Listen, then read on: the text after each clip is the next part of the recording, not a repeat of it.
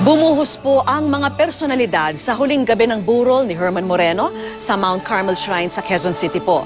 Tila naging reunion ito ng mga pinakamanining na bituin noon sa Sampaguita Pictures na nagbigay pugay sa Master Showman. At nakatutok si Von Aquino. Sa huling gabi ng burol ni Kuya Germ sa Our Lady of Mount Carmel Shrine, nagbigay pugay ang mga nakasama niya sa Sampaguita Pictures. Kabilang sa kanila ang magkapatid na Marichu Vera Perez Maceda at Pangasinan Representative Gina De Venecia at batikang aktres na si Gloria Romero. Paring Herman, mananatili ka sa aming puso. Hindi ka namin kalilimutan. We love you. Namataan din kagabi sina Barbara Perez, Robert Arevalo at Boots Anson Roa. Nandun din sina Evangeline Pascual, Elizabeth Oropesa, Daria Ramirez at Chanda Romero. Tumating din sina Snooki Serna at Jean Garcia.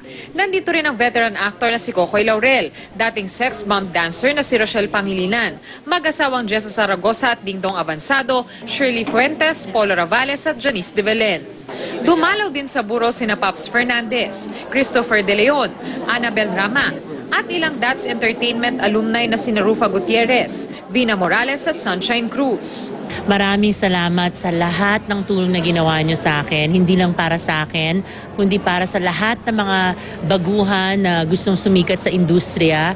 You really are an icon and you gave showbiz a name. Na talagang napaka-sweet, napakabait ni Kuya Germs.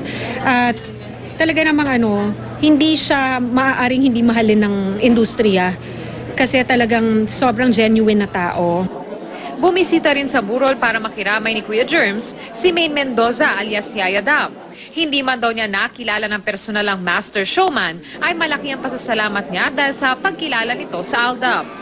Ang Itbulaga kalyeserya na pinangungunahan ng Aldab Tandem at ang The Explorer Sisters na ginagampanan ni Wally Bayola, Jose Manalo at Paulo Ballesteros ay kabilang sa mga huling nabigyan ng star ni Kuya Germs sa kanyang Walk of Fame nitong Disyembre. Hindi naman kasi talaga kami close or hindi naman kami nagkaroon ng much time together. Pero yung na-recognize niya yung Aldab and yung tatlong lolas para bigyan na sa Walk of Fame, yun, sobrang laking bagay para sa akin nun. Von Aquino, nakatutok, 24 Oras.